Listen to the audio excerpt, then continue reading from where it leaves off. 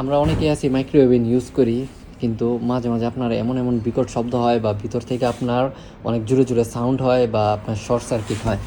তো এই শর্ট সার্কিটগুলো কেন হয় এটা কিন্তু আমরা অনেকেই জানি না। তো এটা 2-3টা কারণে হতে পারে, আমি আপনাদেরকে আজকে সবগুলো কারণই বলে থাকবো। এই যে ম্যাগনেটটা আপনার যদি খারাপ থাকে সেক্ষেত্রে আপনার এরকম আওয়াজ হতে পারে। আবার ভিতরে আমরা অনেক সময় খাবার রাখি, খাবার রাখার কারণে আপনার অনেক সময় জং ধরে যায় বা বেশি ময়লা হয়ে যায়, মানে আপনার আমরা পরিষ্কার করি না ভিতরটা।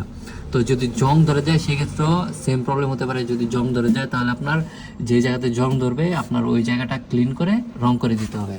আবার আপনার এরকম একটা শীট আছে, মানে আপনার যে ভিতরের যে আপনার যে পেপারটা আর কি, যেটার নাম হলো মাইকা শীট।